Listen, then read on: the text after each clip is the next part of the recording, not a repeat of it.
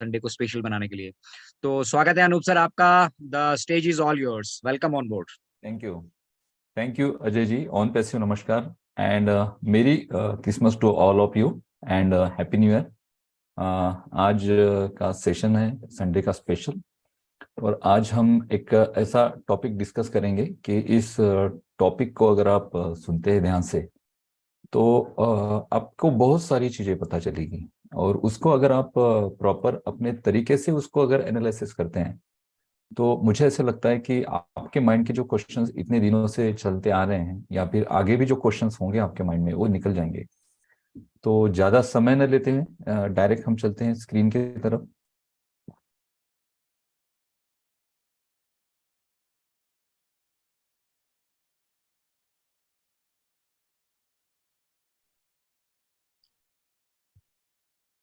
यहाँ पे मैं मेरा वीडियो ऑफ कर देता हूँ, क्योंकि वीडियो एक विंडो चलती रहती है स्क्रीन पर और उससे फिर डिस्टरबेंस क्रिएट होते हैं। ओके, तो आज का सेशन स्टार्ट करते हैं। आज का सेशन है डाटा रेगुलेशन। डाटा क्यों इम्पोर्टेंट है, और आपने देखा होगा मैंने डाटा को एक डायमंड शेप में रखा है। क्यों रखा है मैंने डायमंड शेप में? क्योंकि आज आज की जो फ्यूचर सिचुएशन है, मीन्स बिजनेस की या इंटरनेट की, या फिर किसी भी नए जो एंटरप्रेन्योर होते हैं या फिर जो नए स्टार्टअप्स होते हैं या फिर पुराने जो स्टार्टअप्स हैं, उन सभी को इम्पोर्टेंट है डेटा। अब ये जो मैं डेटा यहाँ पे बोल रहा हूँ, ये हमारा मोबाइल का डेटा नहीं है जिससे हम इंटरनेट एक्सेस करते हैं। डेटा मीन्स आपके पास कस्टमर का कलेक्शन, सिंपल अगर भाषा में अगर कहें, आपके पास कस्टमर्स जो हैं या फिर आपके पास जो यूजर्स हैं या फिर आपके साथ जो लोग जुड़े हैं उनकी सारी जानकारी, उनका मोबाइल नंबर, उनका फोन नंबर, सॉरी उनका मोबाइल नंबर, या फिर उनका अगर लैंडलाइन नंबर होगा कोई तो लैंडलाइन नंबर, उनका ईमेल एड्रेस, उनका पर्सनल एड्रेस, उनका नाम, ये जो सारी जानकारी है इसे हम डेटा कहते हैं। और आपने देखा होगा ऊपर यहाँ पे मैंने एक यहाँ पे एक इमेज लगाई है और यहाँ पे लिखा है डेटा एनालिसिस। तो हम डेटा एनालिसिस करेंगे, और डेटा एनालिसिस के जो जॉब्स है ना, अभी आप यूट्यूब पे या फिर फेसबुक पे आप जाते हैं तो वहाँ पे बहुत सारे कोर्सेस आ रहे हैं डेटा एनालिसिस के। और ये डेटा एनालिसिस का जो अभी जॉब है, ये किसी आईटी से रिलेटेड, कोई अगर वेब डिजाइनर है, कोई आर्किटेक्ट है, आईटी में नए प्रोग्रामिंग को डेवलप करता है, या कोई डेवलपर है, कोडर है, सेम उसी तरह डेटा एनालिसिस का भी एक बहुत बड़ा सेक्टर है मार्केट में, और बहुत ज़्यादा डिमांड है। डेटा एनालिसिस करने वाले जो लोग होते हैं उन्हें हाई सैलरी ऑफर की जाती है बहुत सारे कंपनीज की तरफ से, क्योंकि आज डेटा मैनेज करना, डेटा को गेन करना, और हमारे पास जो डेटा है उसको, उस डेटा को यूज करना, ये बहुत जरूरी हो जाता है किसी भी बिजनेस के लिए। और हर बिजनेस चाहता है कि हम हमारे पास जो डेटा है उसे प्रॉपर तरीके से हम यूज करना है। आज के सेशन में हम देखेंगे कि डेटा क्यों इम्पोर्टेंट है। और आज का स्पेशली मैं आपको जो बताना चाह रहा हूँ, मैं आपको ये बताना चाह रहा हूँ क्योंकि हम क्या कर रहे हैं, स्पेशली ऑन पैसिव क्या कर रही है, और ऑन पैसिव का मेन जो अभी मकसद है, या फिर ऑन पैसिव जिस बिजनेस मॉडल के थ्रू ऑन पैसिव शुरू हुई, तो उसके पीछे क्या ऐसा थॉट रहा होगा, क्या ऐसा आइडिया रहा होगा। बेसिकली हम सारे लोग डेटा कलेक्ट कर रहे हैं। हमारी कंपनी ऐसी है कि जिसने लॉन्चिंग के पहले डेटा कलेक्ट किया, और आगे भी हम डेटा कलेक्ट करेंगे। इस शब्द से आपके इनकम जुड़े हैं। तो आपको इस सब्जेक्ट को समझना बहुत ज्यादा इंपॉर्टेंट है। डेटा ये जो सब्जेक्ट है, इसी सब्जेक्ट से हमारे आने वाले इनकम्स, हमारे आने वाले रेवेन्यूज, और हमारा आने वाला फ्यूचर जुड़ा है। तो डेटा इस सब्जेक्ट को अगर आप समझ जाते हैं ठीक से, तो मुझे नहीं लगता है कि आपके माइंड में कोई डाउट्स होंगे। और आप जो सारे लोग, बहुत सारे लोग माइंड में क्वेश्चन करते हैं कि भाई क्या जरूरत थी हमें इतने सारे फाउंडर्स बनाने की, क्या जरूरत थी ऑन पैसिव को इतने सारे लोगों तक पहुंचने की। तो ये क्वेश्चन जो है ना, ये इजीली आपके दूर हो जाएंगे अगर आप इस टॉपिक को समझ लेते हैं। तो स्टार्ट करते हैं आज के टॉपिक को। तो डेटा क्यों इंपॉर्टेंट है, और कौन सी ऐसी कंपनीज हैं जो डेटा के बेस पर आज एक यूनिकॉर्न और सुपर यूनिकॉर्न स्टेटस को हासिल कर चुके हैं इंटरनेट पे, बल्कि पूरा इंटरनेट ही वो ड्राइव कर रहे हैं, पूरा इंटरनेट। मुझे मैं यहाँ पे एक बात कहना चाहता हूँ। मैंने यहाँ पे एक वर्ड दिया है, डेटा कलेक्टर। अब डेटा कलेक्टर क्या है? इंटरनेट पर जो बड़ी बड़ी कंपनीज है ना, इन कंपनीज को मैं सर्विस प्रोवाइडर कंपनीज नहीं मानता हूँ, मैं इनको डेटा कलेक्टर मानता हूँ। ये सिर्फ डेटा कलेक्ट करते हैं मार्केट से, सिर्फ डेटा। और इन्हें पता है कि डेटा क्यों इंपॉर्टेंट है। एक बार डेटा आ जाए हमारे पास, फिर हम हमारी सर्विसेज को जिस तरह से चाहे उस तरह से बेच सकते हैं, जितनी बार चाहे उतनी बार बेच सकते हैं, सिर्फ एक बार हमारे पास डेटा आ जाए। और डेटा जनरेट करने के जो तरीके हैं, तरीके भी अभी बदल चुके हैं। पुराने तरीके अलग थे, अभी के नए तरीके अलग हैं। और अभी नए किसी बिजनेस को, नए किसी स्टार्टअप को डेटा जनरेट करना इतना आसान नहीं है, पॉसिबल नहीं है, इतना आसान नहीं है। क्योंकि ऑलरेडी ऑलरेडी यूजर्स का जो डेटा है ना, वो ऑलरेडी जो एग्जिस्टिंग कंपनीज है इंटरनेट पर उन तक पहुंच चुका है, वहां पे आपका डेटा स्टोर हो चुका है। उन लोगों ने आपका ऑलरेडी डेटा ले लिया है। अब उस डेटा के थ्रू जो नए प्रोडक्ट वो बनाते हैं, नए जो कुछ बिजनेसेस या फिर नए जो सर्विसेज क्रिएट करते हैं, वो सर्विसेज आप तक पहुंच जाती हैं। तो डेटा ऑलरेडी है इन कंपनीज के पास। अब ये कंपनीज कौन सी है आपको पता है? आपको पता है ये कंपनीज कौन सी है? Basically Google, Facebook, YouTube, Twitter और जस्ट डायल। यहाँ पे और बहुत सारी कंपनीज है, जैसे प्रिंटेस्ट है, कोरा.com है, और उसके बाद टेलीग्राम है। ये भी सारे जो कंपनीज है ना, ये भी डेटा ही कलेक्ट करते हैं मार्केट से।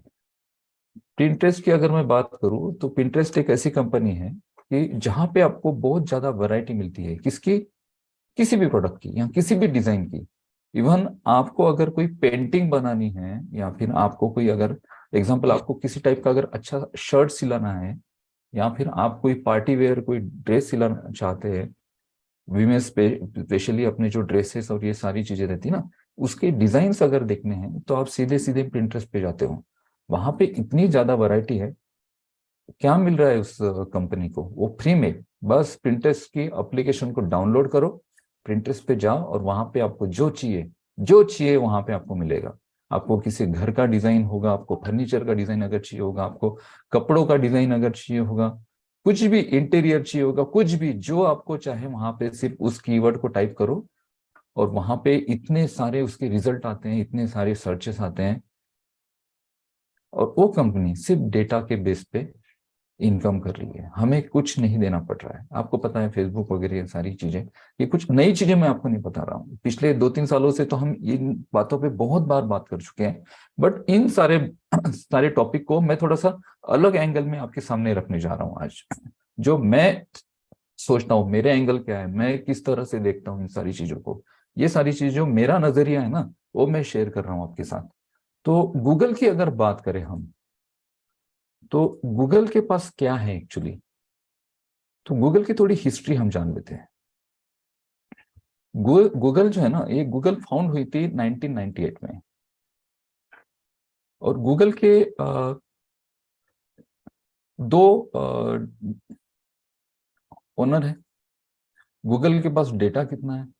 गूगल एक ऐसी कंपनी इंटरनेट पर जो सबसे बड़ा सर्च इंजन लेकर उभरा है मार्केट में। अब गूगल ने क्या किया? गूगल ने ऑलमोस्ट पूरी दुनिया का पूरी दुनिया का जो डेटा है वो कलेक्ट कर लिया है गूगल ने।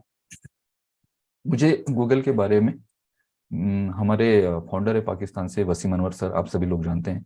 उनके एक सेशन में उनको किसी ने क्वेश्चन किया था कि सर, उनको क्वेश्चन किया था, उन्होंने मुझे बोला था कि अरे अनूप जी, मुझे एक किसी ने पूछा कि गूगल ने तो सारा कब्जा करके रखा है, तो फिर हमें क्या गूगल हमें जगह देगा? यानी गूगल ने सारा कब्जा करके रखा है, क्या गूगल ऑन पैसिव को जगह देगा? एक उस क्वेश्चन को अगर देखेंगे ना, तो क्वेश्चन ऐसे लगता है एक बहुत सा स्टूपिड क्वेश्चन है। बट उस क्वेश्चन में बहुत बड़ी गहराई है कि गूगल ने तो सारा कब्जा करके रखा है, क्या हमें गूगल जगह देगा? इसका मतलब ये है, बेसिकली इसका मीनिंग ये निकलता है कि गूगल ने पूरे मार्केट का, पूरे इंटरनेट मार्केट का, पूरी दुनिया का डेटा कलेक्ट करके रखा है। क्या गूगल हमें डेटा कलेक्ट करने देगा?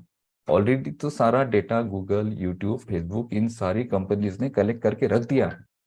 तो क्या हमें डेटा मिलेगा? जब हम सास कंपनी की बात करते हैं, हम डिजिटल प्रोडक्ट की बात करते हैं, हम नए रेवोल्यूशन की बात करते हैं, हम एआई टेक्नोलॉजी की बात करते हैं, बट ये सारी चीजें हमें जिन लोगों तक पहुंचानी है वो लोग भी तो हमारे पास चाहिए होंगे ना। वो डेटा तो हमारे पास चाहिए होगा, उन लोगों की जानकारी तो हमारे पास चाहिए होगी, ताकि हम हमारे प्रोडक्ट को, हमारी सर्विसेज को उन लोगों तक एटलीस्ट पहुंचा पाए। वो ले नहीं ले वो बात की बात है, पहुंचाना जरूरी है। आपका जो बिजनेस है ना, लोगों तक पहुंचना जरूरी है। वो उस बिजनेस के साथ आए, आपका प्रोडक्ट परचेस करे, आपकी सर्विसेज ले, ये मैटर नहीं करता है, आप उन तक पहुंचना जरूरी है। बट ऑलरेडी पूरी दुनिया का जो डेटा है इन सारी कंपनीज के पास है। और ये शुरुआत हुई थी 1998 में, जब गूगल बना। गूगल एक सर्च इंजन बना। गूगल के पहले याहू था, बिंग था, याहू अभी भी चल रहा है, बट गूगल ने एक नई स्ट्रेटेजी यूज की। गूगल ने क्या किया? गूगल ने अपने अल्गोरिदम इस तरह से सेट किए कि गूगल के जो सर्चेस है ना, वो बहुत जल्दी जल्दी सर्चेस होने लगे। बहुत सारा डेटा गूगल उसके लिए यूज करता था। सर्वर्स गूगल के ऐसे थे कि उस सर्वर्स पे अपलोडिंग और ये सारी चीजें थोड़ी फास्ट होने लगी उस वक्त तो 2G और ये सारी चीजें थी, इतना इंटरनेट एडवांस नहीं था। बट सर्विसेज गूगल ने ऐसी देनी शुरू की कि बहुत सारी जो वेबसाइट्स है, जो बहुत सारी बिजनेसेस है, जो अलग अलग प्लेटफॉर्म पे अपना बिजनेस रन कर रहे थे। और उस वक्त एक स्टार्टअप भी था इंटरनेट का। इंटरनेट उस वक्त नया था, बट बाकी अलग जो प्लेटफॉर्म पे कंपनीज थी, वेबसाइट्स थी, उन्होंने अपने आप को गूगल सर्च इंजन के साथ अपने आप को गूगल सर्च इंजन के साथ अपने आप, गूगल सर्च कंसोल है उसके साथ अपने वेबसाइट को अपलोड करना शुरू किया, और वहां से फिर लोगों के सर्चेस बढ़े। गूगल की अगर बात करें तो पूरी दुनिया में 39 डाटा पॉइंट्स है गूगल के। 39 डाटा पॉइंट्स मीन्स 39 टाइप का डाटा कलेक्ट करता है गूगल। 39 टाइप का। जैसे एग्जांपल, आप किसी वेब पेज पे जाते हो, ठीक है? किसी वेब पेज पे जाते हो और उस वेब पेज पे पर्टिकुलर कोई आपको चीज सर्च करनी है। मान लीजिए आप किसी भी एक प्रोडक्ट को पकड़ लेते हैं, आप एक मोबाइल सर्च करना है। तो मोबाइल सर्च करने वाले कितने लोग हैं? उसके अलावा बाकी कितने सारे प्रोडक्ट को या सर्विसेज को सर्च करने वाले लोग हैं? इन सारे सर्चेस का जो डेटा है ना, वो गूगल के पास है। और वो डेटा जो है 39 39 टाइप्स का डेटा गूगल कलेक्ट करती है। तो गूगल के पास जो डेटा कलेक्ट करने के जो सोर्सेस हैं वो 39 टाइप के हैं। फेसबुक की अगर बात करें तो फेसबुक फेसबुक के पास 12 सोर्सेस हैं जिससे फेसबुक कलेक्ट करती है। अप्रोक्सीमेटली अगर गूगल की हम बात करें तो 50 ट्रिलियन प्लस इमेजेस है गूगल पर। सिर्फ images 50 trillion plus. 1 trillion plus Google के पास वीडियोस है। इतना डेटा है गूगल के पास। और इन डेटा को, इन इमेजेस को, वीडियोस को सर्च करने के लिए डेली 10,000 ट्रिलियन सर्चेस होते हैं। ट्रिलियंस की बात कर रहा हूं मैं, 10,000 ट्रिलियंस के सर्चेस होते हैं गूगल पे। तो इतना सारा डेटा गूगल के पास है।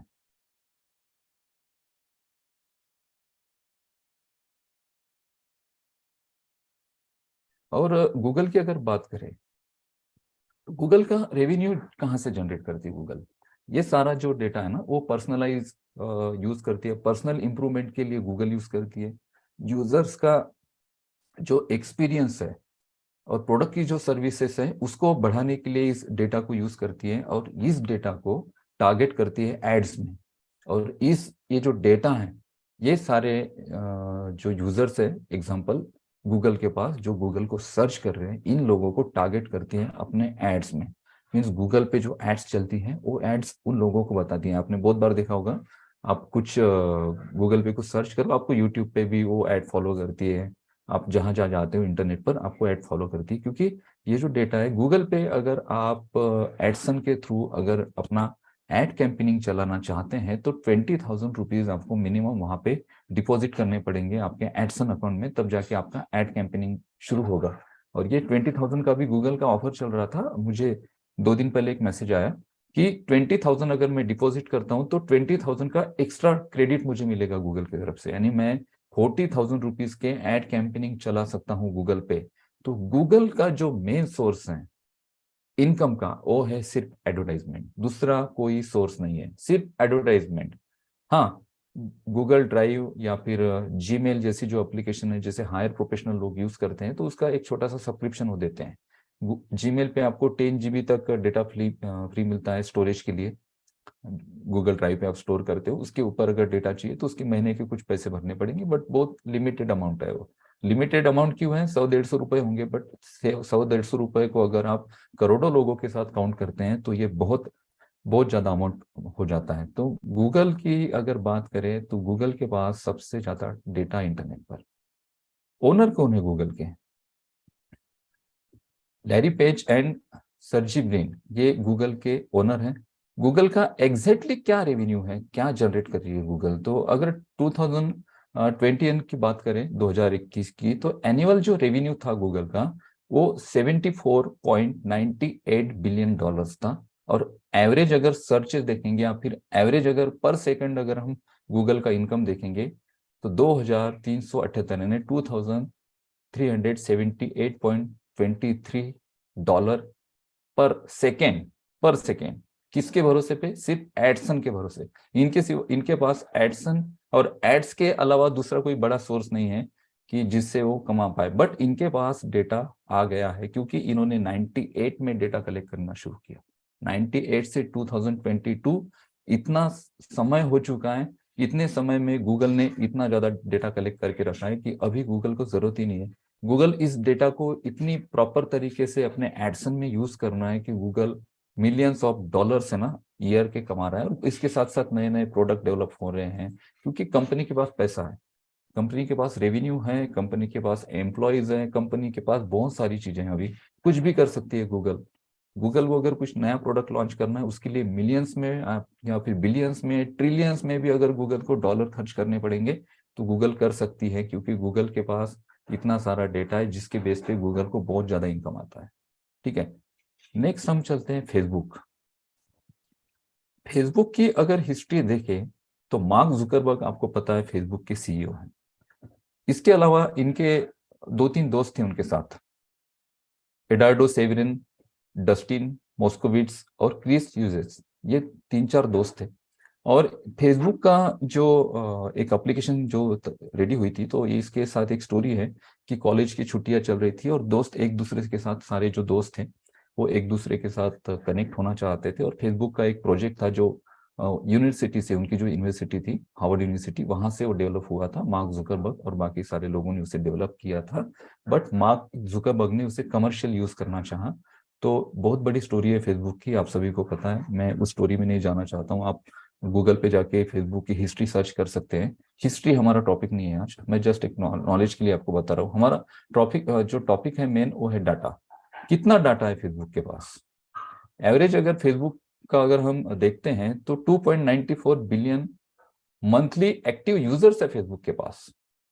2.94 billion monthly active users Facebook के पास है। 2000 में जब मेटा आया फेसबुक, अभी आप देख रहे होंगे कि मेटावर्स की तरफ जा रहा है, तो उसने अपने जो प्रोडक्ट है उसका नाम चेंज कर दिया, फेसबुक से मेटा कर दिया। 2022 की बात है। उस वक्त ये जो नंबर है ना, ये नंबर और बढ़ा। 1.96 यूजर जो है ना विजिट कर रहे हैं सोशल मीडिया का जो प्लेटफॉर्म है फेसबुक, इस पे। और ये डेली बेसिस पे हो रहा है। 1.96 बिलियन यूजर डेली बेसिस पे फेसबुक पर विजिट कर रहे हैं। और फेसबुक के पास एप्लीकेशंस कौन से हैं? ओवरऑल अगर एप्लीकेशन देखते हैं तो फेसबुक के पास व्हाट्सएप है। व्हाट्सएप एक्चुअली फेसबुक की एप्लीकेशन नहीं थी, बट फेसबुक ने उसे ले लिया। इंस्टाग्राम को कवर कर लिया, एंड मैसेंजर।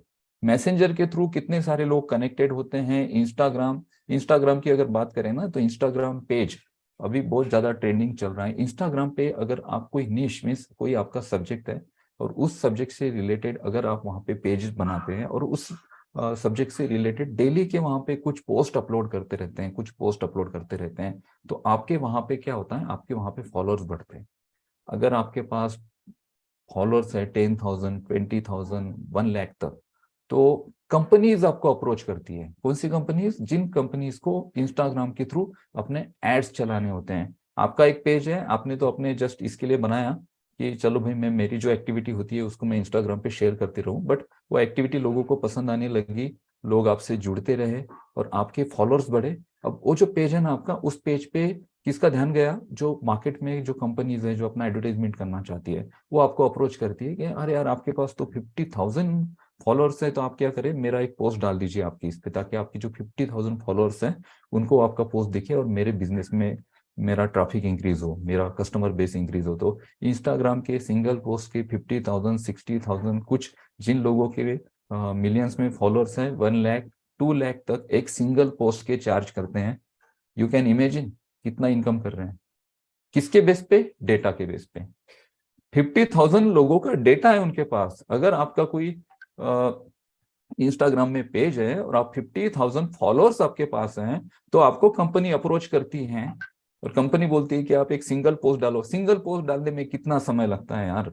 कुछ नहीं, बिल्कुल नहीं। एक डिजाइन, और डिजाइन भी कंपनी दे देती है, भाई हमारा डिजाइन है, बस आप इसको पोस्ट कर दो, वहां पे थोड़ा सा कुछ वहां पे आप डिस्क्रिप्शन लिख दो या फिर एक वीडियो बना दो उस प्रोडक्ट को आप यूज कर रहे हो, बस आपका 50,000 का जो डेटा है उसे यूज करेगा। इस 50,000 का जो डेटा एक पर्टिकुलर इंस्टाग्राम का जो एक ऐसा व्यक्ति जिसने एक छोटा सा पेज बनाया था बट 50,000 लोगों का डेटा उसके पास है, तो एक सिंगल पोस्ट के वो व्यक्ति 50,000 रुपए कमा रहा है। महीने की 10 अगर पोस्ट वो डालता है तो आप सोचिए कितना 5 लाख रुपीज तक इंस्टाग्राम से लोग अर्निंग कर रहे हैं।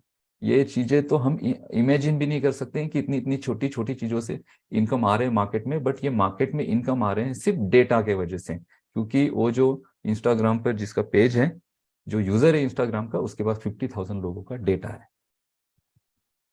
ठीक है, उसके बाद ओनर की अगर बात करें अभी, तो मार्क जुकरबर्ग ओनर है फेसबुक के, आप सभी को पता है, आप इनके बारे में वो स्टडी कर सकते हैं आप चाहे तो गूगल पर। रेवेन्यू की अगर बात करें हम फेसबुक की, तो फेसबुक ने क्या किया, फेसबुक ने 2021 में 117 यानी 117.9 बिलियन डॉलर्स का रेवेन्यू जनरेट किया पूरे फेसबुक से। पूरे फेसबुक मीन फेसबुक के अंदर अंडर जो कंपनीज है, व्हाट्सएप है, इंस्टाग्राम है, इन सभी से एवरेज अगर फेसबुक की बात करें तो फेसबुक ने 60 बिलियन का जो इनकम है ना, $60 बिलियन का, वो फेसबुक पेज से जनरेट किया। फेसबुक का जो पेज है उससे जनरेट किया। $40.5 बिलियन फेसबुक का रेवेन्यू कनाडा से और बाकी कंट्रीज से जनरेट होता है। और 2021 की अगर बात करें, 2021 की, फेसबुक इस एप्लीकेशन को 33.3 बिलियंस का डाउनलोड मिला। आप इमेजिन कर सकते हैं क्या है फेसबुक? बट डेटा है फेसबुक के पास, आप लोगों का डेटा है, आपकी सारी इंफॉर्मेशन। फेसबुक से आप कुछ नहीं खरीदते हैं, बट आपका जो डेटा है ना, उस डेटा के थ्रू फेसबुक पे जो लोग हैं या इंस्टाग्राम पे जो लोग हैं, जिन्होंने इंस्टाग्राम पे अपने अकाउंट्स बना के रखे हैं, वो लाखों रुपए कमा रहे हैं। तो ये सारी चीजें डेटा के थ्रू ही ड्राइव होती हैं। अब चलेंगे यूट्यूब पर। क्या है यूट्यूब? यूट्यूब की अगर हिस्ट्री आप जानेंगे ना दोस्तों, तो आप शॉक हो जाएंगे। 3 दोस्त थे, चार्ड हर्ले, स्टीवन चेन और जावेद करीम। ये 3 दोस्त थे और ये बहुत ज्यादा परेशान थे। खाना खाने गए एक रेस्टोरेंट में, डिनर कर रहे थे और बहुत ज्यादा परेशान थे। ये 2004 की बात है। ये इतने परेशान थे कि ये चाह रहे थे कि भाई वीडियो फाइल शेयर हो जाए इंटरनेट पर, और ऐसा कुछ वहां पे जरिया ही नहीं था कि वीडियो फाइल उस वक्त शेयर करें, कुछ नहीं था। बहुत परेशान थे, बहुत परेशान थे। और उनकी बात माइंड में वही चीजें चल रही थी कि भाई क्या ऐसा हम करें, या फिर ऐसा क्या सोर्स हम ढूंढे कि हम जो वीडियो फाइल है उसको शेयर कर पाए। ये 3 मेन ऐसे 3 लोग जिन्होंने आपके पास यूट्यूब दिया, ये फाउंडर है यूट्यूब के, चार्ड हल्ले, Steve Chen and Javed Karim.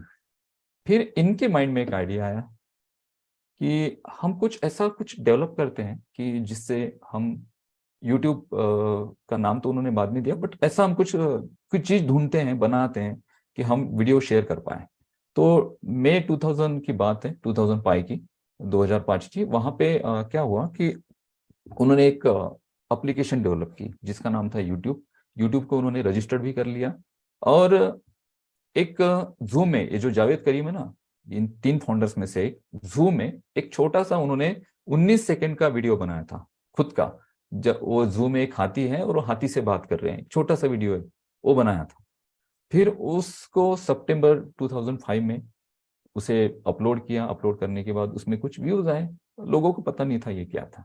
Startup देखिए, शुरुआत देखे देखे कहाँ से हुई। एक टेबल पे बैठे थे, खाना खा रहे थे, माइंड में एक क्वेश्चन चल रहा था कि वीडियो को हम किस तरह से शेयर करें। वहां से इनोवेशन क्रिएट हुआ, एक एप्लीकेशन बनी यूट्यूब, और छोटा सा वीडियो एक 19 सेकंड का उन्होंने उस वक्त शेयर किया। क्या जब वो 19 सेकंड का वो वीडियो शेयर कर रहे थे, क्या उनके माइंड में ऐसा था कि ये जो मैं एक 19 सेकंड का वीडियो शेयर कर रहा हूँ, एक छोटा सा जो हमने एक मजाक मजाक में जो एप्लीकेशन बना दिया, ये पूरे इंटरनेट के ट्रैफिक को ड्राइव करेगा, आने वाले फ्यूचर के लर्निंग प्रोग्राम को रन करेगा। अभी जितने भी लर्निंग प्रोग्राम चल रहे हैं ना, ये सारे सारे यूट्यूब के माध्यम से चल रहे हैं। यूट्यूब पे देखिए कितने कंटेंट क्रिएट हो रहे हैं, और ये कंटेंट कब से क्रिएट होने शुरू हुए, ये भी बात पे आएंगे हम। ठीक है, उसके बाद क्या हुआ, नवंबर में एक वेंचर कैपिटल कंपनी है, उन्होंने इनके प्रोजेक्ट में $3.5 मिलियन का इन्वेस्टमेंट किया, और ये बिजनेस इनका शुरू हुआ। बाद में फिर इसका पब्लिशमेंट शुरू हुआ। फिर ये जब जैसे बिजनेस शुरू हुआ, उसके बाद 2006 में गूगल ने एक्वायर कर लिया था फेसबुक, अपने यूट्यूब को। यूट्यूब के पास जो उनका एक वीडियो वायरल हुआ था, और एक महीने में मिलियंस में व्यूज आ गए थे, और यूट्यूब के तरफ लोग अभी बढ़ रहे थे। और गूगल ने उस बात को उसी वक्त जान लिया कि ये जो प्रोडक्ट है यूट्यूब, आने वाले दिनों में ये इतना ज्यादा रेवोल्यूशनरी प्रोडक्ट होने वाला है, बहुत ज्यादा रेवोल्यूशनरी प्रोडक्ट क्रिएट करेगा, और इसके जो ओनर हैं अभी, उन लोगों में इतना पोटेंशियल नहीं है कि आगे इस प्रोडक्ट को उस लेवल पर वो लेकर जाए। और वो जो 3 दोस्त थे, उन्हें भी लगा कि हम आगे चल के ये सारा जो प्रोडक्ट है इसे हम उस लेवल पर नहीं ले जा सकते, तो हम अच्छी एक डील करते हैं। 1.65 बिलियन में गूगल को यूट्यूब बेच दिया गया, 2006 की बात है। ठीक है, उसके बाद जब गूगल ने परचेस किया था ना, उसके परचेसिंग के पहले पूरे रीजन से $15 मिलियन के आसपास यूट्यूब की इनकम हो रही थी। ठीक है, बाद में गूगल ने जब परचेस किया, तो इसका जो एवरेज जो इनकम था ना गूगल ने अभी कुछ दिनों पहले एक मैगजीन था, उसमें उन्होंने एक अपना कुछ डेटा उन्होंने शेयर किया कि यूट्यूब एक एडवर्टाइजिंग मशीन है। गूगल के लिए यूट्यूब एक एडवर्टाइजिंग मशीन है, और इस मशीन ने कम से कम 15.1 बिलियन का रेवेन्यू जनरेट किया 2019 में। यानी ये 2006 की मैं बात कर रहा हूँ। उसके बाद फिर इन्होंने इसमें नए नए रेवोल्यूशन और नई नई चीजें ऐड ऑन करनी शुरू की, और हम सीधा आ जाते हैं हम 2019 पे। 2019 में पूरे क्वार्टर ईयर में, मीन्स 3 महीने में ही यूट्यूब का बिजनेस 4.7 बिलियन तक पहुंच गया था। आपको पता है ये कितना अमेजिंग है। एक छोटा सा एक एप्लीकेशन, और वो छोटे से एप्लीकेशन को इसलिए बनाया गया कि हम हमारा वीडियो शेयर करें, बट वो एप्लीकेशन की कंपनी बनी, उस कंपनी को किसी बड़े कंपनी ने खरीद लिया। अब वो कंपनी उस प्रोडक्ट को ड्राइव कर रही है। ऑनर कौन है अभी यूट्यूब का ऑनर है गूगल। और रेवेन्यू कितना है अभी, करंट अगर रेवेन्यू देखते हैं तो यूट्यूब ने $28 बिलियन का इनकम किया था 2021 में। ठीक है, और ये जो $28 बिलियन का जो इनकम है ना, ये इनका एग्जैक्ट प्रॉफिट है। इनकम इससे बड़ा हो गया था, ये प्रॉफिट की मैं बात कर रहा हूँ। जो गूगल का जो पार्टनर प्रोग्राम है यूट्यूब के माध्यम से जो चलता है, जिसमें एडसन, जैसे आप यूट्यूब पे कोई वीडियो बनाते हो और आप आपके चैनल को मोनेटाइज करते हो, तो गूगल के जो पार्टनर प्रोग्राम में आप जा सकते हो। तो 55% तक जो रेवेन्यू है ना गूगल अपना, वो अपने पार्टनर्स में शेयर करता है, एडसन से जो रेवेन्यू जनरेट होता है। तो यूट्यूब किस भरोसे पे चल रहा है? यूट्यूब चल रहा है सिर्फ एडसन के भरोसे पे। यूट्यूब पे सिर्फ एडसन लगती है। और यूट्यूब की अगर सब्सक्रिप्शन चैनल की बात करें इंडिया में, तो इंडिया में 2021 में टी सीरीज और मिस्टर बीस्ट अर्नड, ये कुछ 2 चैनल हैं, इन चैनल का सबसे ज्यादा रेवेन्यू था, सबसे ज्यादा। 2021 की बात करें तो करोड़ों में रुपए लोग कमा रहे हैं। कहां से? यूट्यूब से। किसके भरोसे? डेटा के भरोसे। अब यूट्यूब पे डेटा कैसे काम करता है, उस पर भी बात करेंगे। अब प्रीमियम अगर सर्चेस की बात करते हैं, रीचेस की बात करते हैं गूगल की, जो गूगल का एक यूट्यूब का एक ये भी ऑप्शन मिलता है कि यूट्यूब को आप प्रीमियम यूज कर सकते हैं, जिसमें एड्स और ये सारी चीजें नहीं आती हैं। तो उसके भी सब्सक्रिप्शन है ना 50 मिलियन के आसपास हो चुके हैं 2021 में, यानी 50 मिलियन ऐसे लोग हैं जो ऐड देखना नहीं चाहते बट यूट्यूब को यूज कर रहे हैं और यूट्यूब को पे कर रहे हैं। ठीक है, अब यूट्यूब के पास क्या है, डेटा, इतना ज्यादा डेटा है, इतना सारा। आप कितने सारे लोग अभी यूट्यूब पे, अभी ब्लॉग्स और ये सारी चीजें पढ़ने में लोग समय नहीं गंवाते हैं, लोगों को भी इजी इजी चाहिए, लोग लेजी हो चुके हैं। अभी हमें जैसे जैसे टेक्नोलॉजी आगे की बढ़ती है, जैसे जैसे हम हमारे काम आसान होते जाते हैं, हम और ज्यादा लेजी होते जाते हैं। पहले हम चूल्हे पे खाना बनाते थे, जंगल से लकड़ियां काट के लाते थे, अभी गैस के सिवा हम खाना, सिलेंडर के सिवा हम बना नहीं सकते हैं। एक दिन बोलिए आप किसी को कि भाई सिलेंडर खत्म हो गया, चूल्हा लगाइए, वो बोलेगा अरे यार कहाँ चूल्हा लगाऊं, जोमेटो या स्विगी से मैं ऑर्डर कर लेता हूँ खाना, कल जब सिलेंडर आएगा तब देखेंगे। तो हम लेजी होते जा रहे हैं दिन ब दिन। अब जब हम लेजी होते जा रहे हैं तो हम जो टेक्स्ट कंटेंट है उसे नहीं पढ़ रहे हैं, हम वीडियो कंटेंट, हमें वीडियो चाहिए, हमें ऑडियो चाहिए। उस वजह से जो ट्रैफिक है ना, ये यूट्यूब पे ड्राइव हो रहा है। अगर गूगल यूट्यूब को उस वक्त नहीं खरीदती तो गूगल के लिए आज बहुत बड़ा प्रॉब्लम क्रिएट होता। आज ये जब से इंटरनेट का जो प्राइजेस है वो कम हुआ तब से। तो YouTube की अगर बात करें हम, तो YouTube पे 50 मिलियन सब्सक्राइबर ऐसे हैं जो YouTube को पे करते हैं। अब YouTube के पास कितना डेटा है, YouTube के पास मोस्टली पूरे वर्ल्ड का अगर देखेंगे ना तो 1/4 पूरा डेटा YouTube के पास, गूगल के पास है। और यहाँ से कहाँ कैसे लोग जनरेट करते हैं डेटा के थ्रू, डेटा यहाँ पे आपका कोई चैनल है, आप चैनल बनाते हैं, आपको पता है, आप यूट्यूब पे चैनल बनाइए, वहां पे फिर वीडियोस पोस्ट करें, फिर आपके सब्सक्राइबर बढ़ेंगे, फिर आपके सब्सक्राइबर जितने ज्यादा बढ़ेंगे उतने आपके व्यूज बढ़ेंगे, और जितने आपको व्यूज बढ़ेंगे उतना आपको रेवेन्यू जनरेट होगा। आपके व्यूज बढ़ेंगे, आपके सब्सक्राइबर्स बढ़ेंगे, मीन्स आपका डेटा बढ़ेगा।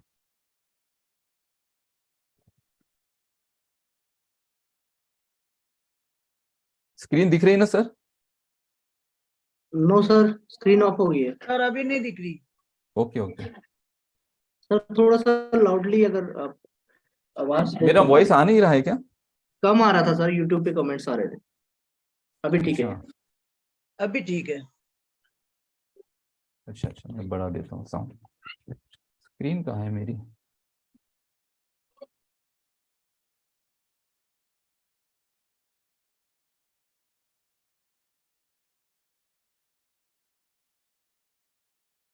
दिख रही है अभी?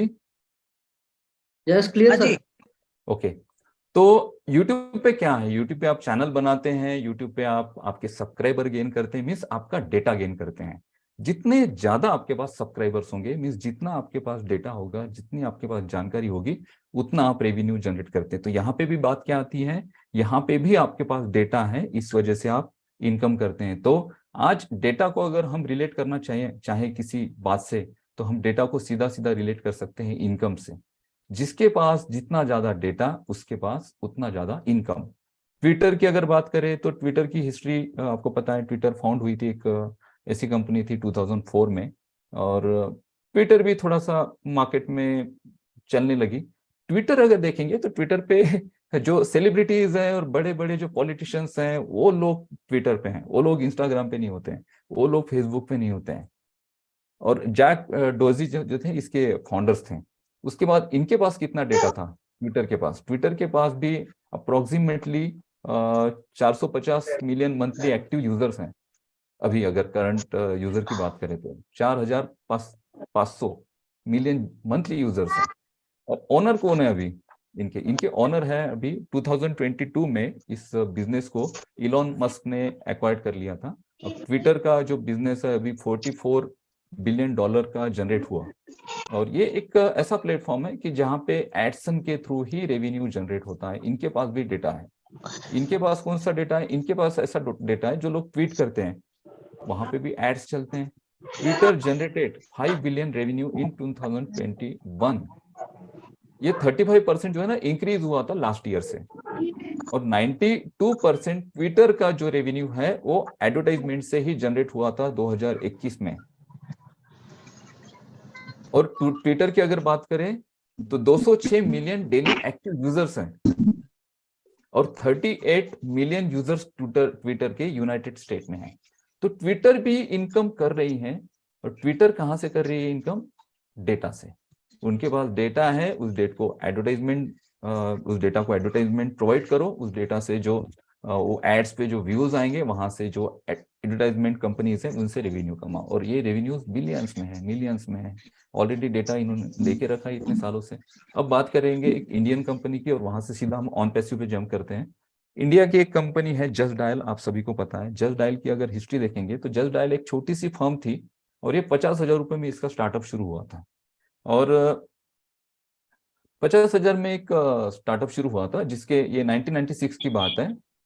VSS मनी इसके फाउंडर हैं उस वक्त। और एक ऐसी फर्म थी, उस वक्त इंटरनेट नहीं था इतना, इंटरनेट पर ना तो इनकी वेबसाइट्स थी और ना कुछ था। तो यहाँ पे इन्होंने जो जनरेट किया, यहाँ पे बहुत सारा डेटा इन्होंने भी कलेक्ट किया। मैं पर्सनली जस्ट डायल को यूज करता हूँ। मेरा 12,000 रुपीज का सब्सक्रिप्शन होता है जस्ट डायल का हर साल का। उसमें क्या होता है, उससे मुझे पेज की रैंकिंग मिलती है। मेरा जो बिजनेस है उसके पेज की रैंकिंग के लिए मैं एक्स्ट्रा 5,000 पे कर रहा हूँ, क्योंकि उस एरिया में, उस सिटी में जो बाकी बिजनेसेस हैं उनसे मेरी रैंकिंग अप रहे। अगर जस्ट डायल या गूगल पे, अगर या जस्ट डायल या गूगल पे मेरे बिजनेस को कोई सर्च करे तो मेरी रैंकिंग अप रहे। बाकी जो सिटी में जिम्स हैं उनसे ज्यादा मेरी रैंकिंग हो, उसके लिए मैं 12,000 पे करता हूँ। और वहां से मुझे लीड जनरेट होती है। जस्ट डायल के थ्रू अगर कोई मेरे बिजनेस पे जाता है तो उसकी लीड मुझे जनरेट होती है। यानी मैं भी ओवरऑल डेटा कलेक्ट करने के लिए एक ऐसे डेटा कंपनी को पैसे दे रहा हूं, जो कंपनी मार्केट का डेटा कलेक्ट करके उस डेटा को मार्केट में दे रही है, और लोगों को डेटा जनरेट करने के लिए सपोर्ट कर रही है, या फिर उनको डेटा जनरेट करने के लिए सर्विसेज दे रही है। तो यहां पर भी बात आ जाती है डेटा की। तो कितना डेटा है इनके पास, कितना डेटा है? ये इंडियन कंपनी है, और ये कंपनी जब शुरू हुई थी एक छोटे से स्टार्टअप से शुरू हुई थी। 50,000 रुपीज से इन्होंने VSS मनी जो है इन्होंने शुरू की थी 2096 में।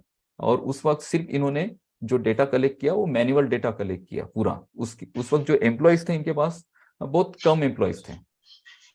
लेकिन अभी जब इंटरनेट आया, इंटरनेट पर जब सर्चिंग बढ़े, तो जस्ट डायल एक ऐसी कंपनी है कि जस्ट डायल को आप फोन करो, आपको जो इन्फॉर्मेशन चाहिए वो मिल जाती है। आपको प्रोडक्ट लेना है, कुछ भी, वो आपको मैसेज कर देते हैं, मेल कर देते हैं, और आपको कहते हैं कि सर क्या आपका क्या बिजनेस है। तो आप कहते हैं कि भाई मेरा ये बिजनेस है। तो हमारे पास एक पार्टनर प्रोग्राम है, हमारे पास एक ऐसा प्रोग्राम है कि आप जस्ट डायल में एज अ पार्टनर आ सकते हैं, या फिर जस्ट डायल में आपकी बिजनेस को आप रजिस्टर्ड कर सकते हैं।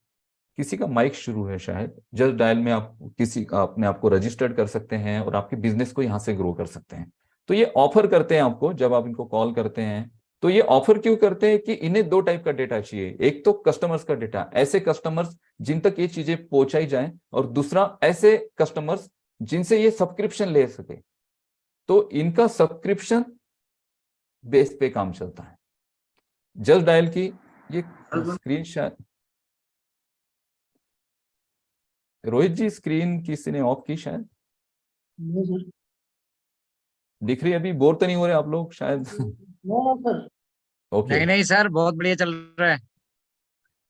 तो इनके पास भी डेटा है, लेकिन इनके डेटा का इनकम करने का जो मेन सोर्स है वो है सब्सक्रिप्शन।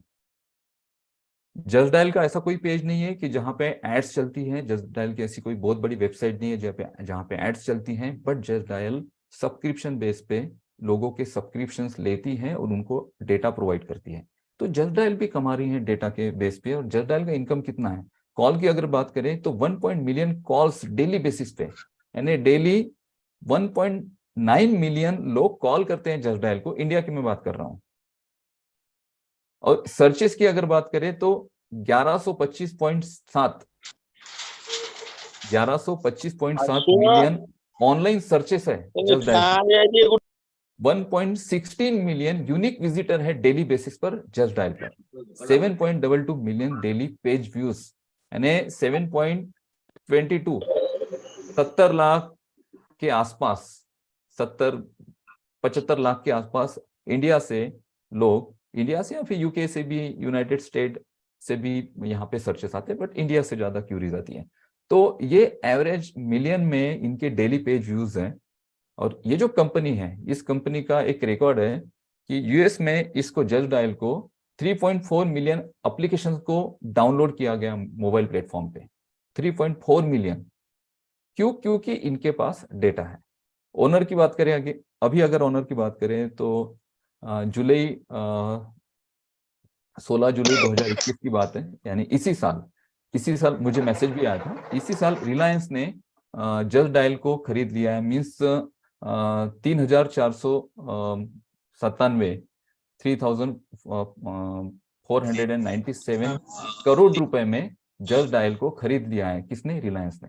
इतने शेयर्स थे उनके खरीद लिए। मुझे मैसेज आया था, सर आपका जो सब्सक्रिप्शन है वो अपडेट कर लीजिए, क्योंकि रिलायंस ने खरीद लिया है जस्ट डायल को और बाद में अभी पैकेजेस की जो रेट है बढ़ने वाले हैं। मैंने कहा ठीक है, जब देखेंगे उस वक्त।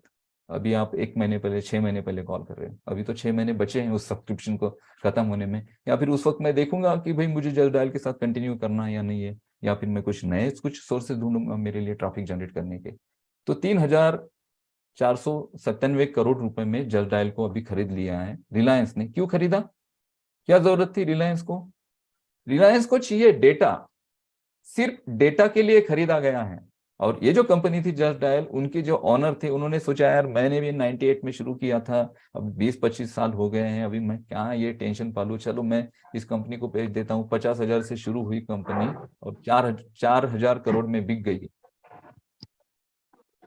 50,000 की कंपनी शुरू हुई थी, 4,000 करोड़ में बिक चुकी है मार्केट में। उन्होंने भी पैसे लेके उन्होंने चाहा कि चलो अब मैं थोड़ा स्ट्रेस से दूर होता हूँ, शांति का लाइफ जीते हैं, चलो ये जो फंड इतना आया है इसको कहीं दूसरी और इन्वेस्ट करेंगे और इतना स्ट्रेस में नहीं रहेंगे।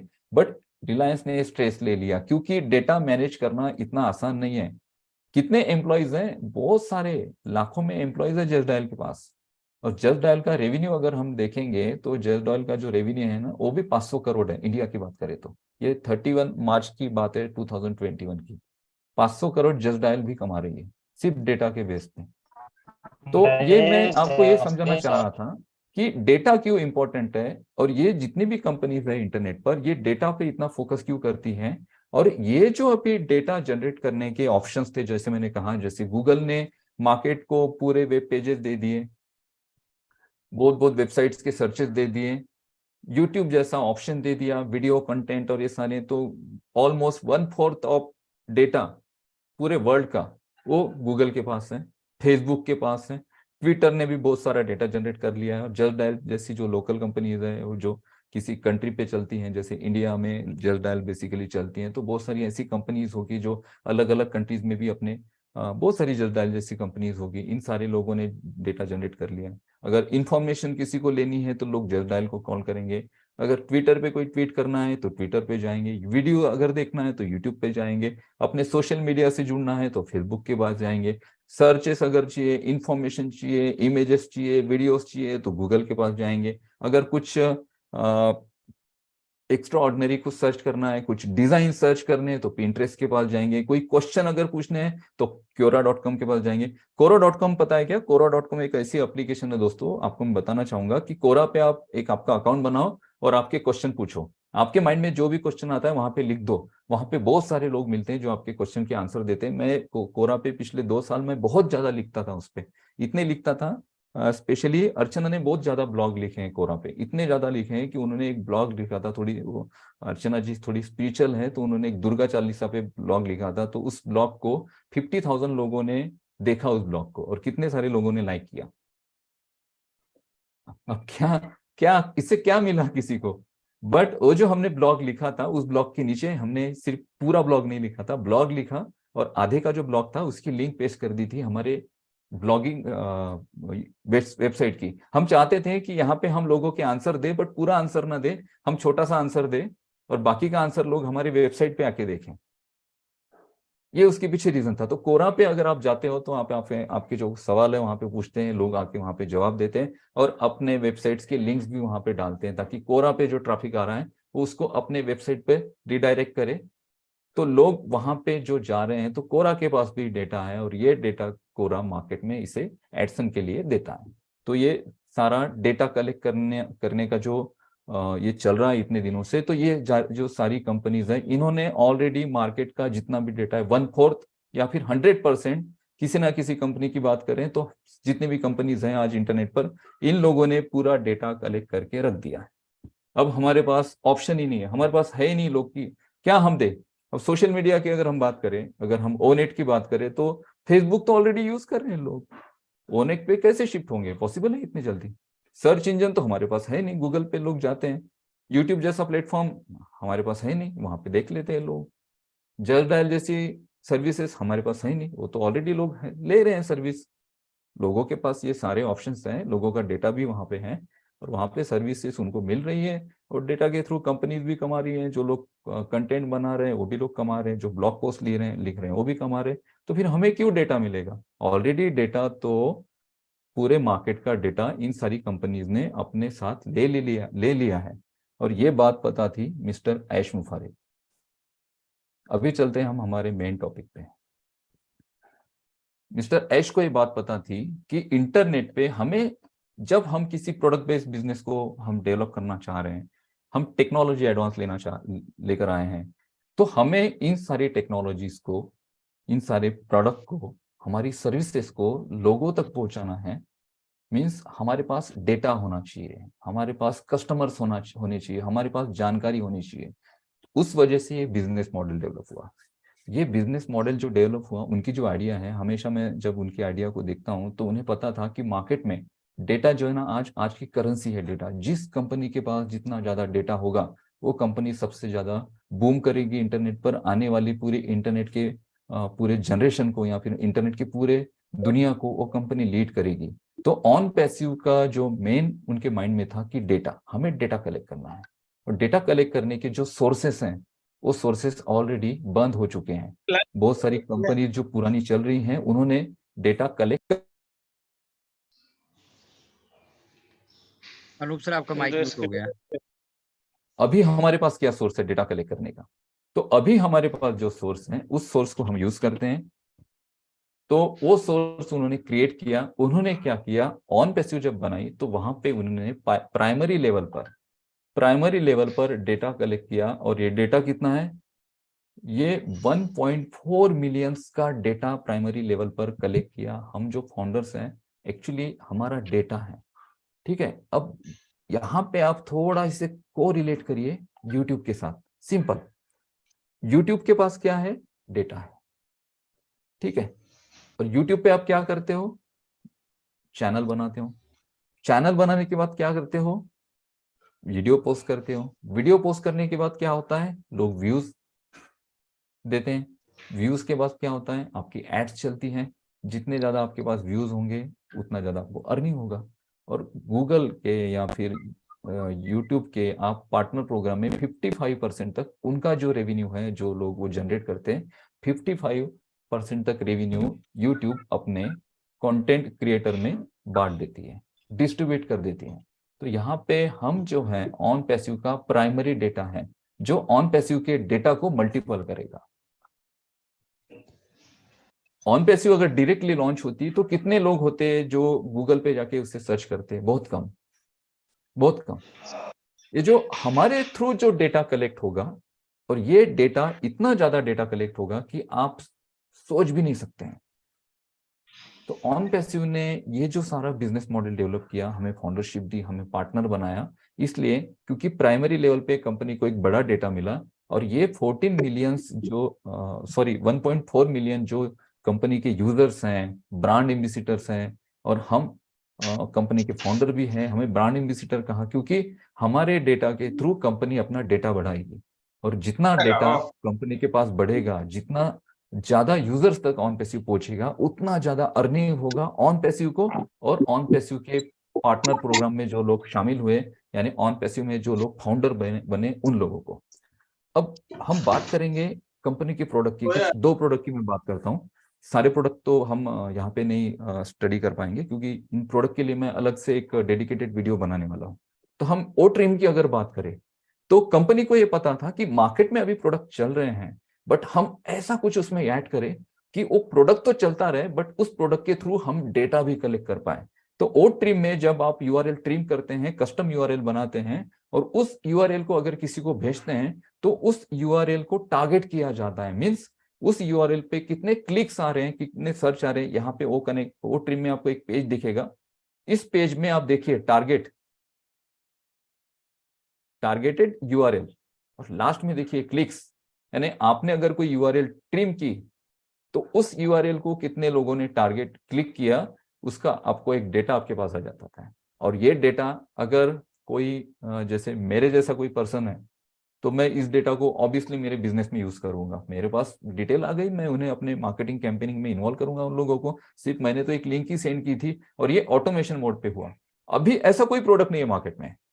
कंपनी को पता है कि हमें डेटा कलेक्ट करने की कुछ नए नए आइडियाज लेके आने पड़ेंगे, तो ओ ट्रीम एक बहुत बड़ा आइडिया है। आगे तो बहुत सारी चीजें हैं, मैं छोटी सी चीज बता रहा हूँ। ओ ट्रीम एक बहुत बड़ा आइडिया है। ओ टीम पे आप जाके सिंपल आपकी यूआरएल को शॉर्ट करते हैं, कस्टम यूआरएल बनाते हैं, किसी को सेंड करते हैं, वो व्यक्ति उस पर क्लिक करता है, आगे किसी को भेजता है, वो क्लिक करता है, उसके आगे वो यूआरएल जाती है, वहां पे क्लिक के साथ क्लिक्स होते हैं और यहाँ पे उसका सारा डेटा जनरेट होता है। इस डेटा को यूज करिए आप आपके बिजनेस में जहां पे आप यूज करना चाहते हैं, या फिर इस डेटा को कंपनी भी टारगेट करेगी नए मार्केट को, नए अपने प्रोडक्ट को देने में, तो यहाँ से डेटा कलेक्ट होगा।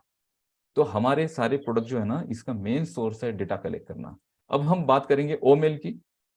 ओमेल के बारे में कुछ जो मैंने स्टडी की वो आपको बताना चाहता हूँ, जो मेरे पॉइंट ऑफ व्यू है ओमेल के बारे में। ओमेल पे आप जाते हैं तो आपको वहां पे ऑप्शंस मिलते हैं, इनबॉक्स है, प्रायोरिटी है, आपके कोई मेल है जो प्रायोरिटी में आप रखने चाहते हैं, ड्राफ्ट में आपने जो मेल राइट किया, लिखा है और आप सेंड नहीं कर पा रहे तो आपको ड्राफ्ट में वो मिलेगा। सेंट मेल में आपने कितने मेल सेंड्स किए वो मिलेगा। आउटबॉक्स में जो मेल आपका सेंड नहीं हुआ वो आउटबॉक्स में मिलेगा। उसके बाद शेड्यूल करके रख सकते हैं, आपको कोई मेल पोस्ट करना है पर्टिकुलर समय पे, शेड्यूल करके रख सकते हैं। ट्रैश, जो मेल आपने डिलीट किया वो ट्रैश में आपको मिलेगा और ट्रैश में जाके आप उसे वापस से डिलीट कर सकते हैं। फोल्डर, आपके लिए एक फोल्डर क्रिएट कर सकते हैं जहां पे आप आपका सारा डेटा रख सकते हैं। इसके अलावा सबसे इंपॉर्टेंट जो फीचर है वो है फॉलोअप। इस बात को समझिए, फॉलोअप का। अब ये टॉपिक थोड़ा सा समझिएगा यहाँ पे। जैसे एग्जांपल, मैं कोई मार्केटिंग कैंपेनिंग रन कर रहा हूं मेरे बिजनेस के लिए, और ये मार्केटिंग कैंपेनिंग जो है ना ईमेल मार्केटिंग के थ्रू हो रहा है। अब गूगल से अगर मैं ईमेल मार्केटिंग करना चाहता हूं जीमेल के माध्यम से, तो मैंने लास्ट एक सेशन में बताया था कि हम किस तरह से वहां पे टेम्पलेट्स बना सकते हैं, किस तरह से वहां पे हमारे कस्टमर्स को, उनके मेल्स को वहां पे बल्क मेल मैसेज सेंड कर सकते हैं। ठीक है, वहां पे गूगल में कुछ एक्सटेंशन भी हमें ज्वाइन करने होते हैं जीमेल के साथ, ये होता है। बट बेसिकली जो मार्केटिंग कैंपेनिंग चलते हैं वो जीमेल से नहीं चलते हैं, वो आउटसोर्सेस कुछ एजेंसीज हैं या फिर कुछ अलग से कुछ प्रोडक्ट आपको परचेस करने पड़ेंगे ताकि आपके मार्केटिंग जो हो ऑटोमेशन मोड पे हो। तो mailchimp.com जैसे प्रोडक्ट है। मेलचिम्प की अगर हम बात करें तो मेलचिम्प पे आप एक अकाउंट बना सकते हैं और वहां से अपने बिजनेस कैंपेनिंग को लॉन्च कर सकते हैं। तो क्या होगा कि आपको अलग किसी, आपके पास जीमेल तो है बट मेल सेंड करने के लिए थर्ड पार्टी को यूज करना पड़ेगा, आपको किसी ऐसी एजेंसी को यूज करना पड़ेगा जो आपको मेल्स की सर्विस दे, मेल्स को ऑटोमेशन मोड पर भेजने की सर्विस दे, मेल का फॉलोअप लेने की सर्विस दे ऑटोमेशन मोड पर। जीमेल पे अगर आपके 100 क्लाइंट है, आपने उनको मेल भेज दिया आज और कल आप वापस से भेजना चाहते हैं तो उसी पूरे डेटा को कॉपी करके वापस से आपको मेल भेजना पड़ेगा। ऑटोमेशन नहीं है वहां पे। ऑटोमेशन के लिए आपको किसी थर्ड पार्टी एप्लीकेशन के पास जाना पड़ता है, एप्लीकेशन डाउनलोड करनी पड़ती है और उस एप्लीकेशन का सब्सक्रिप्शन आपको पे करना पड़ता है। ठीक है, और उस सब्सक्रिप्शन जब वहां पे करते हो तो वहां पे आप टेम्पलेट्स बना सकते हैं और जितने आपने 500 मेल अगर भेज दिए तो उसका आप एक टाइमिंग सेट करके रख सकते हैं फॉलोअप का, कि आज मैंने इन 500 लोगों को मेल सेंड किए और कल ठीक 12 बजे इन लोगों को एक फॉलोअप जाना चाहिए या 2 दिन बाद इन सारे मेल्स को एक फॉलोअप जाना चाहिए। वो आपको फॉलोअप्स के वहां पे जो डेट्स हैं उसको सेट करके रखिए ऑटोमेशन मोड पर और फॉलोअप्स आपके होते रहेंगे। तो अगर आप जीमेल यूज करते हैं तो आपको अभी करंट सिचुएशन में अगर ऑटोमेशन मोड पर किसी को मैसेजेस सेंड करने हैं, फॉलोअप जनरेट करना है, तो आपको थर्ड पार्टी एप्लीकेशन की जरूरत पड़ेगी जहां पे आपका जो कंपनी मेल है उसे आप इंटीग्रेट करेंगे और उस मेल के थ्रू वहां से कैंपेनिंग रन होगा, वहां से ऑटोमेशन लॉन्च होंगे और वहां पे आपको उसके लिए पे करना पड़ेगा। लेकिन अगर हम कंपेयर करते हैं ओ मेल को अभी, तो ओ मेल में आपको एक ऑप्शन मिलता है फॉलोअप। यहाँ पे आपने जिन लोगों को, अगर आपने ओ मेल के थ्रू कोई कैंपेनिंग लॉन्च किया, 100 लोगों को मैसेजेस भेज दिए, तो वहां पे आप फॉलोअप सेट करके रखिए, रिमाइंडर सेट करके रखिए। अगर कल 12 बजे आपने मैसेज किसी को भेजना है और उसके बाद और 3 दिन बाद उनका फॉलोअप लेना है तो वो सारे मेल्स को फॉलोअप में ऐड करके रखिए। ओ मेल के माध्यम से ऑटोमेशन मोड पर वो फॉलोअप्स होते रहेंगे। यानी आपके पास अगर ओ मेल है आज की कंडीशन में, तो आपको किसी भी थर्ड पार्टी एप्लीकेशन की जरूरत नहीं है, किसी भी आउटसोर्स की जरूरत नहीं है, सिर्फ ओ मेल के माध्यम से आप मेल सेंड कर सकते हैं, फॉलोअप ले सकते हैं। इसका मतलब अगर आपके पास ओ मेल है तो आपको किसी और को अलग प्रोडक्ट के लिए पैसे देने की जरूरत नहीं है। तो मुझे बताइए, ये जो एप्लीकेशंस हैं अभी, तो क्या ऐसी एप्लीकेशंस हैं मार्केट में? नहीं है। अभी ज्यादा से ज्यादा जीमेल का यूज होता है, याहू यूज करने वाले बहुत कम लोग हैं। रेडिट मेल अगर देखेंगे तो बहुत बहुत सिंपल इंटरफेस है रेडिट मेल का, कुछ नहीं है रेडिट मेल में। यहाँ पे आपको इतने अच्छा यूजर फ्रेंडली डैशबोर्ड मिला है, इतने ऑप्शन मिले हैं। वीडियो मेल पे अगर क्लिक करेंगे तो वीडियो मेल आप किस कलर में भेजना चाहते हैं उसके भी आपको ऑप्शन मिलते हैं। वीडियो मेल के बाद एक और ऑप्शन है जो रेविलेशन क्रिएट करेगा, टेक्स्ट टू स्पीच। क्यों? मैंने कहा लोग लेजी हो चुके हैं। मुझे अगर किसी को मेल करना है तो मैं क्या यार, मैं लैपटॉप ओपन करूं? अभी तो मैं थोड़ा सा कार में बैठा था, अभी तो मैं थोड़ा ट्रैवल कर रहा था, अभी तो मैं ऑफिस जा रहा हूँ और अर्जेंट मेल करना है, क्या करूं? कहाँ घर पे जाना पड़ेगा वापस और लैपटॉप ओपन करना पड़ेगा और उसके बाद फिर मुझे मेल सेंड करना पड़ेगा। बट आपके पास ऑप्शन है ओ मेल में टेक्स्ट टू स्पीच। बस आपके जो स्पीच है उसको बोलिए, वहां पे टेक्स्ट क्रिएट हो जाएंगे, सेंड कर दीजिए और आपको जो टेक्स्ट आया है उसको आप स्पीच में सुन भी सकते हैं। आपको किसी ने मेल कर दिया, आप कुछ भी काम कर रहे हो, हाँ मेल कर दिया, चलो मुझे पढ़ने की जरूरत नहीं, मैंने उसको ऑन कर दिया, उसका जो स्पीच है मुझे सुनाई दे रहा है और मैं यहाँ पे अपने जो काम को भी कर रहा हूँ, अपने काम को करते करते मैं अपने मैसेजेस को भी, मेल्स को भी पढ़ रहा हूँ। तो आप सोचिए दोस्तों कि ये जब प्रोडक्ट आएंगे मार्केट में तो क्या होगा, और ये सारे प्रोडक्ट मार्केट में डेटा कलेक्ट करेंगे। यहाँ पे जो फॉलोअप्स आपको मिल रहे हैं, यहाँ पे वीडियो मेल किसी को, तो ऑन पैसिव के जितने भी एप्लीकेशन हैं, अगर ओ मेल की बात करें, हम ओ नेट की बात करें, हम ओ कनेक्ट की बात करें, हम किसी भी अगर प्रोडक्ट की बात करें, तो हमारा जो पहला पहला जो अभी मोटिव है ना ऑन पैसिव का, वो है डेटा कलेक्ट करना। और हम जितने फाउंडर्स हैं, हमारे साथ लिंक्स क्यों दी गई हैं? हमारे साथ लिंक्स इसलिए दी गई हैं कि मैक्स टू मैक्स हम डेटा कलेक्ट करें, क्योंकि जिसके पास डेटा होगा वो आने वाले फ्यूचर में दुनिया पे राज करेगा। और ऑन पैसिव ने डेटा कलेक्ट करने का ये जो नया आइडिया लॉन्च किया है, मींस ऐश ने जो एक नया आइडिया डेवलप किया है, ये आइडिया अभी किसी के पास नहीं है। और ये आइडिया आपको बड़ा बनाएगा, ये आइडिया आपके पॉकेट में इनकम डालेगा और ये आइडिया आपके सपनों को पूरा करेगा। ये सारी चीजें हैं जो आपसे मैं शेयर करना चाहता था। थैंक यू सो मच ओ टू रोहित जी, मैं शायद आज ज्यादा एक्साइटेड हो गया। Thank you.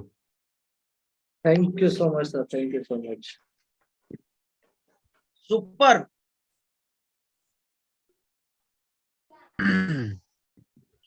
Excellent excellent excellent Anoop sir. और मजा आ गया आज डाटा संडे की जो आपने दिन बना दिया आज का हमारा डाटा के ऊपर। जो चीजें आपने आज हमें बताई वो हमारे लिए, मेरे लिए तो स्पेसिफिकली मैं अपनी बात बताता हूँ, बहुत नई थी। और yes ladies and gentleman, data is next currency. तो डाटा को आप एक करेंसी की तरह भी देख सकते हैं, और अगर आपके पास डाटा है, आप